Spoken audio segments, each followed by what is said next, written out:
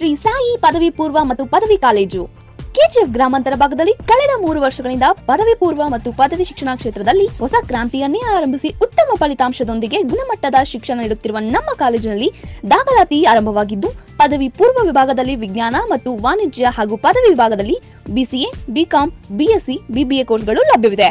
ನಮ್ಮ ಕಾಲೇಜಿನಲ್ಲಿ ದೊರೆಯುವ ಸೌಲಭ್ಯಗಳೆಂದರೆ ಪ್ರತಿಭಾನ್ವಿತ ವಿದ್ಯಾರ್ಥಿಗಳಿಗೆ ಸರ್ಕಾರದ ವಿದ್ಯಾರ್ಥಿ ವೇತನದೊಂದಿಗೆ ಸಾರಥಿ ಫೌಂಡೇಶನ್ ವತಿಯಿಂದ 20,000 ವಿದ್ಯಾರ್ಥಿ ವೇತನ, ನೂತನ ಕಾಲೇಜು ಕಟ್ಟಡ, ನುರಿತ ಪ್ರಾಧ್ಯಾಪಕರಿಂದ ಬೋಧನೆ, ಸುಸಜ್ಜಿತ ಕಾಲೇಜು ಕೊಠಡಿಗಳು, ಕಂಪ್ಯೂಟರ್ ಮತ್ತು science lab, NEET, CET, bank exam coaching, ವಿದ್ಯಾರ್ಥಿಗಳಿಗೆ ವಸತಿ ಸೌಲಭ್ಯ, ಟ್ರಾನ್ಸ್ಪೋರ್ಟ್ ಸೌಲಭ್ಯ ಸೇರಿದಂತೆ ಸ್ಪರ್ಧಾತ್ಮಕ ಪರೀಕ್ಷೆಗಳಿಗೆ ಪೂರಕವಾಗಿರುವ ಎಲ್ಲಾ ರೀತಿಯ ಬೋಧನೆಗಳು ಮಾಡಲಾಗುತ್ತದೆ. ನಿಮ್ಮ ಮಕ್ಕಳ ಉತ್ತಮ ಭವಿಷ್ಯಕ್ಕಾಗಿ ಇಂದೇ ನಮ್ಮ ಕಾಲೇಜಲ್ಲಿ ದಾಖಲಿಸಿ. ಎನ್ಡಿಎ ಮೈತ್ರಿಕೂಟದ ಅಭ್ಯರ್ಥಿ ಎಂ ಮಲ್ಲೇಶ್ ಬಾಬು ನಾಮಪತ್ರ ಸಲ್ಲಿಕೆ. ಬಿಜೆಪಿ ಜೆಡಿಎಸ್ ಮೈತ್ರಿಕೂಟದ ಜೆಡಿಎಸ್ ಅಭ್ಯರ್ಥಿ ಎಂ ಮಲ್ಲೇಶ್ ಬಾಬುರವರು ಕೋಲಾರ ಜಿಲ್ಲಾಧಿಕಾರಿಗಳ ಕಚೇರಿಗೆ ಆಗಮಿಸಿ ಕೋಲಾರ ಪರಿಶಿಷ್ಟ ಜಾತಿ ಮೀಸಲು ಲೋಕಸಭಾ ಕ್ಷೇತ್ರಕ್ಕೆ ಎನ್ಡಿಎ ಅಭ್ಯರ್ಥಿಯಾಗಿ ನಾಮಪತ್ರ ಸಲ್ಲಿಸಿದರು. ಚುನಾವಣಾ ಅಧಿಕಾರಿ ಹಾಗೂ ಜಿಲ್ಲಾಧಿಕಾರಿ ಆಗಿರುವ ಅಕ್ರಮ್ ಪಾಷಾರವರು ಮಲ್ಲೇಶ್ ಬಾಬುರವರ ನಾಮಪತ್ರವನ್ನ ಸ್ವೀಕರಿಸಿದರು. ಈ ಸಂದರ್ಭದಲ್ಲಿ ಮಲ್ಲೇಶ್ ಬಾಬು ಅವರ ತಾಯಿ ಮಂಗಮ್ಮ ಮುನಿಸ್ವಾಮಿ ಸೇರಿದಂತೆ ಇತರೆ ಕುಟುಂಬ ಸದಸ್ಯರು ಜೊತೆಗಿದ್ದರು.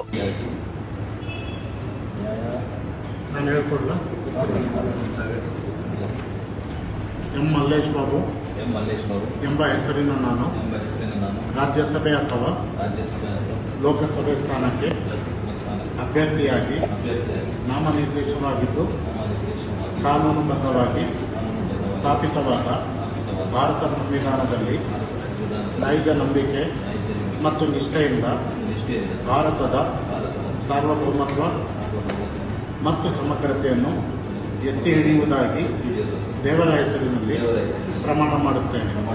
ಶ್ರದ್ಧಾಪೂರ್ವಕವಾಗಿ ದೃಢೀಕರಿಸುತ್ತೇನೆ.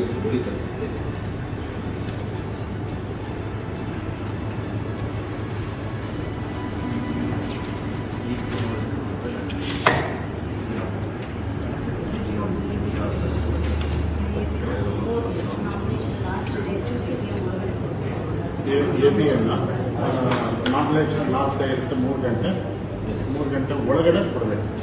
ಅದು ಕೊಡಲಿಲ್ಲ ಅಂದರೆ ಕನ್ಸಿಡರ್ ಮಾಡೋಕ್ಕೆ ಬರೋದಿಲ್ಲ ಅಂತ ನಿಮಗೆ ನೋಟಿಸ್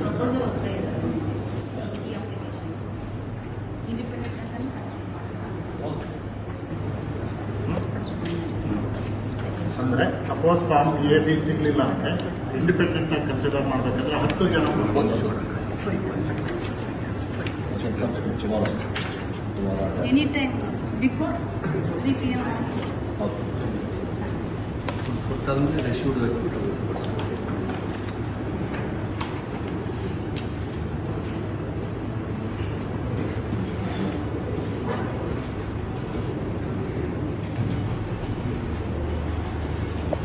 ಐದನೇ ತಾರೀಕು ಬೆಳಗ್ಗೆ 11 ಗಂಟೆಗೆ ಸ್ಕ್ರೂಟಿನಿ ಇರುತ್ತೆ, ಪರಿಶೀಲನೆ.